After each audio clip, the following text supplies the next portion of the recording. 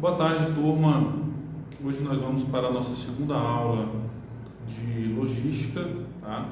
Eu espero que esteja tudo bem com vocês, com os familiares de vocês, e eu espero também que vocês tenham visualizado a nossa primeira videoaula, fazendo ali uma introdução sobre a logística.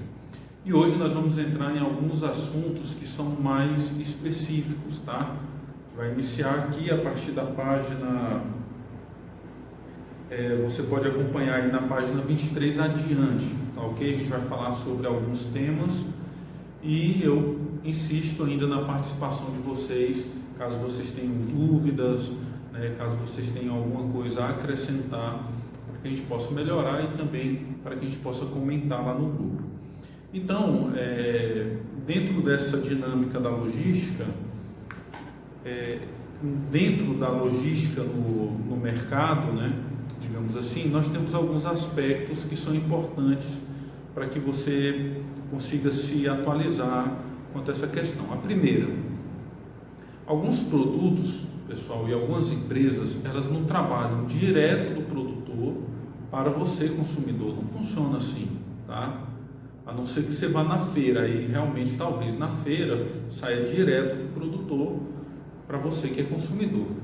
Na grande maioria das vezes, existe a fábrica, a distribuidora, o comércio e o cliente. São aí 4 passos até chegar no cliente final. A fábrica, a distribuidora, o comércio e o cliente, tá?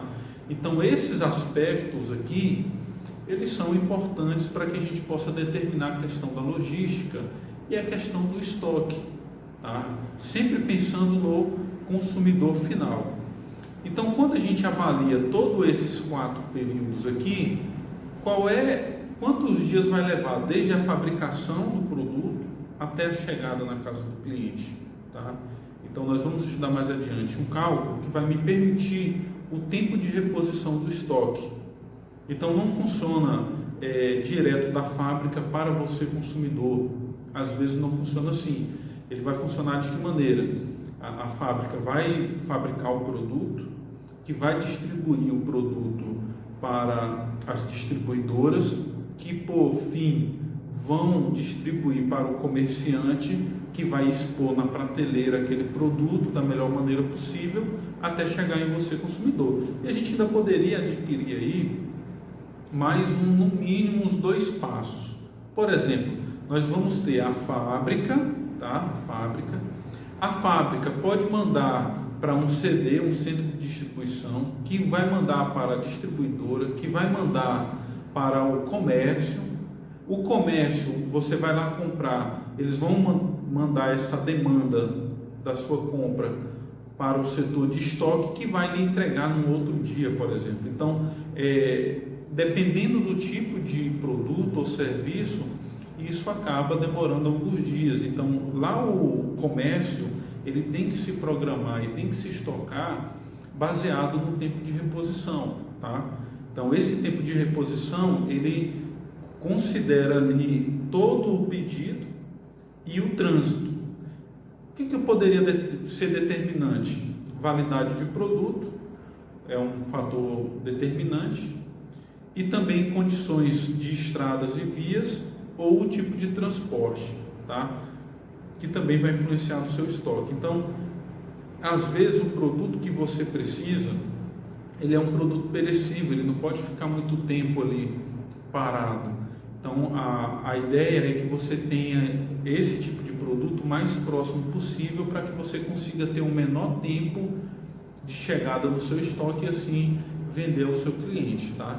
Então, todos esses aspectos, eles são avaliados quando a gente pensa na logística do mercado. Depende muito do tipo de produto, depende da distância, depende do meio de transporte, tá? Enfim, da metodologia de entrega, são N passos que vão acontecendo. E para nós que somos consumidores, e para você, talvez que trabalhe no comércio, você precisa avaliar dessa maneira. Eu tenho um ponto de pedido, o meu estoque mínimo, ele tem que ser o suficiente para atender a chegada do produto.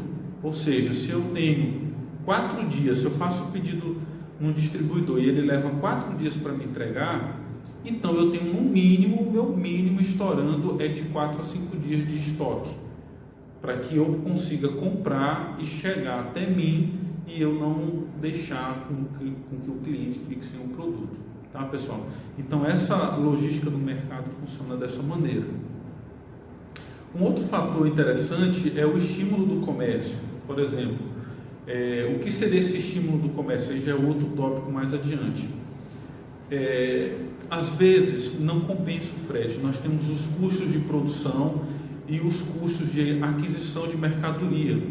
Lá na contabilidade ou até mesmo em vendas, você vai observar isso. Nós temos o custo de mercadoria vendida, que inclui todos os custos de produção, todos os custos de frete, de venda, de estrutura, enfim, tudo aquilo que está relacionado à venda do produto. E esse custo de mercadoria, eles são variados. Nós temos o imposto, a mão de obra, o preço, matéria-prima, transporte, a questão do estoque, né? Nem todo produto ele é estocado de qualquer maneira. Por exemplo, iogurte, eu vou estocar iogurte que não seja num ambiente refrigerado. Carne, por exemplo, é outro item que eu não posso estocar de qualquer maneira. Então, só o fato de eu ter esse produto estocado já me gera um custo, entende? E o que acontece? Às vezes isso inibe a produção, isso inibe o comerciante. Vamos pegar, por exemplo, não sei se você é conhecedor, a Transamazônica, aqui no estado do Pará. A Transamazônica, a maior parte dela não é asfaltada. Então, um cara que tem uma produção de hortaliças, de verdura, qualquer que seja o item, que ele tem um tempo ali perecível, ele não vai produzir para larga escala, ele vai produzir para o comércio local no máximo. Por quê? Porque você tem uma via muito ruim, às vezes um período aí de 100, 200 quilômetros, que são quase intrafegáveis. Como é que o cara como é que o produtor ele vai escoar essa produção? Não tem como. Então o custo dessa operação ele é muito grande e não vai compensar a produção, sem contar nos riscos de perda da mercadoria. Então o que ele faz? Ele produz só para o comércio local, tá? E assim acontece. A avaliação do comércio com relação à implementação de novos produtos ou serviços, ela leva em consideração a questão logística, tá, pessoal? Não, é inevitável isso. Então eu vou contar aqui um exemplo para vocês que é bem interessante. No estado do Amazonas, há muito tempo atrás, eu não saberia datar agora, mas há algumas décadas atrás, eles construíram algumas hidroelétricas. Só que essa hidroelétrica ela não poderia ser construída no local porque eles não tinham mão de obra, eles não tinham estrutura para montar uma fábrica para fornecer todas as peças.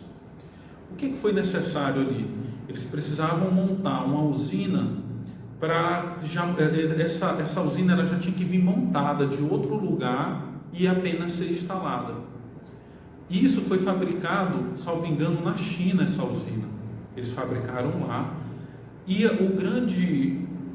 por questões logísticas, eles fabricaram lá. Então lá era um país que encontraram uma empresa que pudesse fabricar esse equipamento para eles. E o projeto, a grande questão era, como é que eles iam trazer da China lá para o rio Amazonas, né, lá para a região amazônica? Uma única seguradora no mundo aceitou segurar a carga, porque vinha através de navio. Então saiu da China de navio e foi até a região amazônica, onde lá eles tiraram a peça já montada, a usina completa, e só encaixaram. Então todo esse suporte logístico, a região às vezes não suporta por falta de mão de obra, por ser muito oneroso, e às vezes não compensa esse tipo de operação, tá? No caso eles fizeram, gastaram uma grana, mas para o comerciante às vezes não compensa. Então, quando a gente fala em logística, e a logística consome um grande custo financeiro para a empresa, né, porque ela envolve ali transporte, ela envolve a alocação da mercadoria e distribuição da mercadoria, dentre outras questões, eu preciso pensar em redução de custo nesse momento. Então, eu tenho que pensar em redução de custo no armazenamento, no transporte, na matéria-prima, com pessoas, com embalagens. Todo esse esquema ele é notoriamente planejado para que eu tenha uma redução de custo. E aí eu vou usar mais um exemplo, tá? Ora, se você for no seu comércio, talvez perto da sua casa, muito provavelmente, eu diria 50% de chance de você querer comprar uma LS. O que é LS? É aquele refrigerante da Coca-Cola que é todo de vidro, 1 litro, todo de vidro. Então veja só, aparentemente você vai lá e entrega o casco e pega um outro cheio, não é isso? É o que eles chamam de logística reversa. Então, para quem é distribuidor, existe todo um processo. Porque eu não posso descartar esse vasilhame, principalmente porque ele é reciclável. Eu preciso recolher esses vasilhames vazios que os clientes deixam nos comércios, colocar isso num transporte, enviar até a fábrica, para que a fábrica me forneça novamente esses vasilhames cheios e assim eu distribua novamente para os comércios e os comércios consigam vender para o consumidor final. Existe aí uma logística reversa, um fluxo, tá? E quando eu falo em embalagem, às vezes esse processo do vasilhame que é retornável, ele acaba gerando um custo muito grande, porque eu preciso levar, eu preciso trazer, eu preciso ter eu pago 2 fretes, entendeu? Ou eu preciso ter um caminhão para fazer isso. Não é um processo simples, ele é oneroso. O que é que eu faço nesse momento? Eu crio uma embalagem descartável, uma embalagem PET que só tem uma via, que é ir, ele não retorna, tá? Ainda não temos, infelizmente, essa estrutura para retorno ou para uma reciclagem mais efetiva desse material. Então, todas as empresas nesse quesito, elas procuram minimizar os custos na logística, porque a logística realmente ela tem um peso muito grande, tá, pessoal? Um terceiro tópico aí que você pode acompanhar é o sucesso determinante pela logística. O que é o sucesso determinante pela logística?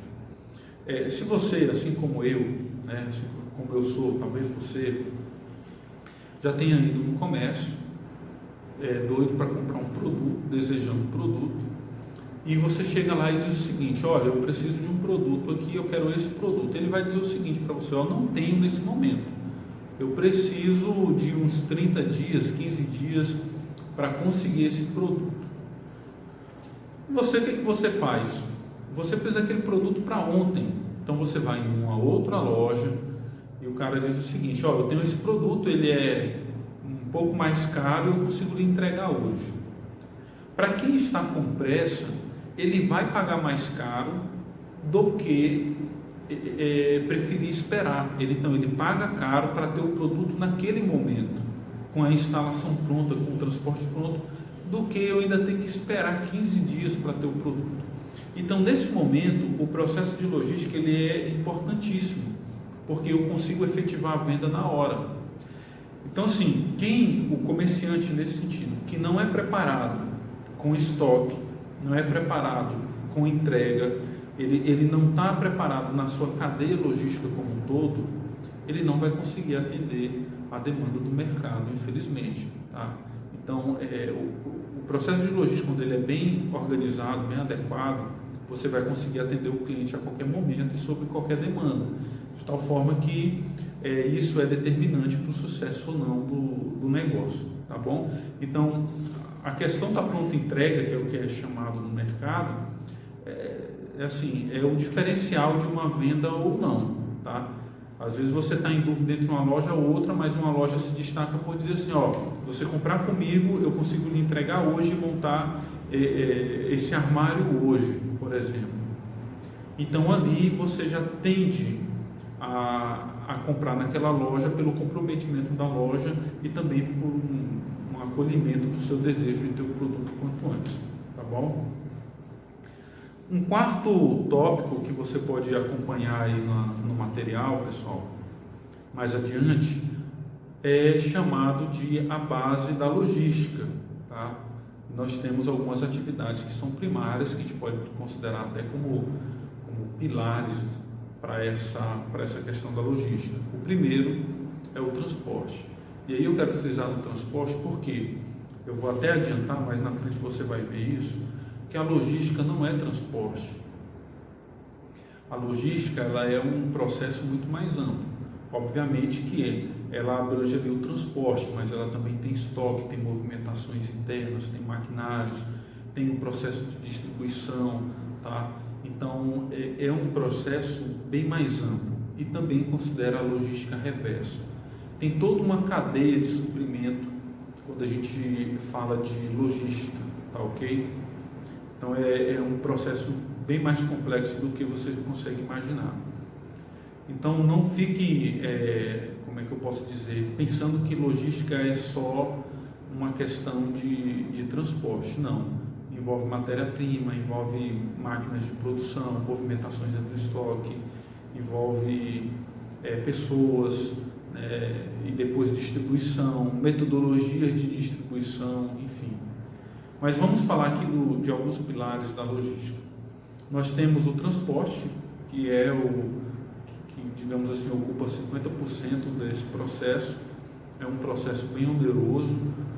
Se a gente só for falar aqui de caminhão, por exemplo, você tem custo com manutenção, você tem custo com pneus, você tem custo com combustível, com motorista, né? Enfim, é um custo muito alto, tá? Depois você tem a manutenção do estoque, que é um outro pilar. Por que manutenção do estoque? Porque aparentemente, quando a gente fala em estoque, você às vezes consegue imaginar só uma sala cheia de mercadorias. Mas alguns produtos, eles precisam de um processo um pouco mais tecnológico para que esse produto seja deixado ali. E a gente já falou aqui de um frigorífico, por exemplo, precisa de câmara fria. Já falou de iogurte também, que precisa de câmara fria. Mas se a gente for falar, por exemplo, de produtor que trabalha ali com aves, né? Aí você precisa de ventilação, você precisa de alimentação, principalmente esses produtos que são vivos, né? Que são cargas vivas que chama. Então, se você tem ali um galpão com animais que são servidos como abate ou que serão transportados ou vendidos vivos, então você tem uma questão de temperatura, você tem uma questão de alimentação, né, a questão da saúde, lavagem, higienização, enfim, é um processo um pouco mais complexo nesse sentido, mas exige uma manutenção e obviamente exige ali uma disponibilização de recurso financeiro. Por outro lado, nós temos os pedidos, que é a parte das vendas, tá? Que também é um outro processo, é um outro pilar. Normalmente a logística trabalha com prospecção de venda. Eu vou produzir aquilo que o meu mercado está disposto a comprar. Eu posso até me estocar devido à questão do transporte, né? Mas eu não posso me estocar ao ponto de correr risco de validade, de correr risco de dar algum tipo de situação externa do mercado que vai me proporcionar um vencimento. Então, assim, normalmente você produz uma quantidade para atender o mercado ou alguma demanda esporádica, tá, pessoal? Nenhuma empresa ela vai se estocar ao ponto de comprometer, digamos assim, o próprio produto. Às vezes, eu vou pegar como base aquilo que eu trabalho hoje. Quando eu vejo hoje o meu estoque de refrigerante, que é Coca-Cola PET 2 litros, eu tenho ali 10 mil caixas que vocês chamam de fardos. Essas 10 mil caixas me proporcionam uns 8 a 10 dias de venda. Por quê? Eu começo a medir a minha venda diária. Então eu sei que com esse estoque eu tenho de 8 a 10 dias de venda. E levo mais ou menos de 2 a 3 dias para ter o produto dentro do meu estoque. Ou seja, eu vou correr um risco de ruptura no produto quando eu já estou com 3 dias. Então eu não vou correr esse risco à toa. Com de 4 a 5 dias que o meu estoque baixa, eu começo a fazer pedido para que eu não tenha ruptura, tá? Então, assim, a questão do pedido é um engajamento que o estoque tem que ter, que a logística precisa ter, para tentar imaginar e eu ter dados que sejam fidedignos de quanto que eu vou vender, tá bom? É uma informação muito importante e estratégica eu diria nesse sentido. Então, esses 3 pilares, eles compõem ali a parte da logística. Como eu já falei, envolve o transporte, envolve a manutenção do estoque e envolve o próprio pedido, que é a venda em si, tá? Como eu já falei, a logística ela não é só transporte, então ela tem outros aspectos. Segunda parte, aí, 4º tópico já, deixa eu ver aqui quantos tópicos. 1, 2, 3, 4, 5.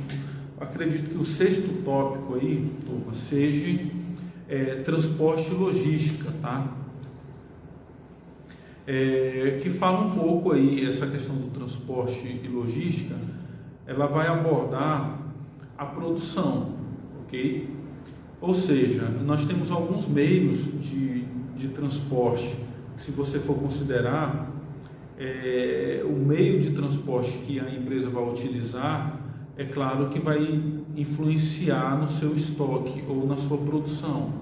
Então, se você utiliza um meio de transporte mais rápido, obviamente, e que consiga carregar mais carga, você tem um custo de frete menor e tem uma reposição do estoque bem mais rápida, tá? E mais adiante você vai observar que nós temos os chamados modais de transporte. O que são esses modais? Modais nós temos alguns exemplos aqui, o rodoviário, que é feito através de vias públicas ou interestaduais ou federais, tá? E aí inclui caminhões, bitrens, enfim, uma infinidade de meios de transporte. O hidroviário, que são através dos rios, né? O ferroviário, o dutoviário. Esse dutoviário é um meio de transporte através de dutos, tipo encanação. E isso é bastante usado na produção de gás, por exemplo. Me salvo engano, a Bolívia, ela faz o transporte de gás através de dutos para o Brasil. Então, lá da fábrica, vamos colocar assim, sai através de um duto subterrâneo, ou às vezes nem é subterrâneo, e vai até um determinado ponto. Também é usado com combustível, por exemplo, também é uma maneira de se transportar esse tipo de produto. Normalmente gás, combustível, esse tipo de produto ele é através de dutos, tá? E nós temos o aéreo. Lembrando que o aéreo, no meu entendimento, ele é um dos modais de transporte mais caros, porque ele tem um custo alto, porque ele tem uma operação muito onerosa, né? E também ele não consegue carregar qualquer tipo um avião, por exemplo, não consegue carregar e transportar qualquer tipo de carga. Então existem cargas específicas e normalmente empresas que se utilizam desse transporte aeroviário são empresas que estão buscando uma solução rápida ou que precisam de uma peça rápida para poder atender uma determinada necessidade, tá ok?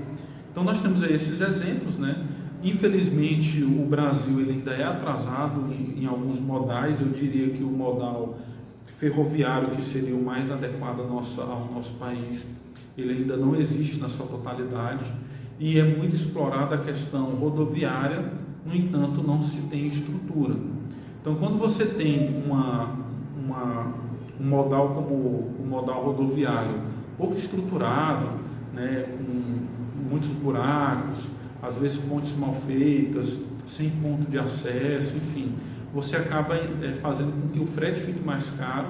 Se o frete fica mais caro, nós que somos consumidores finais pagamos mais caros também pelo produto, tá bom? Por último, aí, o último tópico, que é a importância do estoque. A importância do estoque, a gente às vezes acha que é só colocar o produto no estoque, não é, tá, pessoal? As movimentações dentro do estoque, elas são muito importantes. E aí você pode estar imaginando, professor, existe todo um critério no estoque. Primeiro, o estoque ele vai depender muito, a estrutura do estoque vai depender muito do tipo de produto, como a gente já falou, tá? É necessário espaço? Sim, é necessário espaço, porque nem todo produto ele pode ser empilhado. Eu vou empilhar o tanto que for. Não, porque se aquilo desaba, você tem um problema com perca de produto, tá? Se você for nesses atacadões aqui de Paropebas, Macri, Mateus, o próprio Açaí, você vai ver ali aquelas prateleiras eles já usam o próprio ponto de venda como estoque também. Você vai ver aquelas prateleiras ali. Tudo ali é medido, a quantidade de peso, a altura. Então eles colocam de uma maneira em que não haja nenhum tipo de acidente. Isso para os produtos de secos e molhados. Para produtos que são perecíveis e são outros tipos de estoque, tá? De equipamentos. Então você tem a questão do que eles chamam de FEFO, né? O FEFO está relacionado à validade. A ideia é que você consiga vender a última validade e que a validade que está entrando no estoque ela deixe para ser vendida no segundo momento. Então funciona mais ou menos assim. Se você recebe um lote de mercadoria com a validade X, ela está ali no seu estoque. Daqui uma semana você recebe um outro lote que tem uma validade melhor.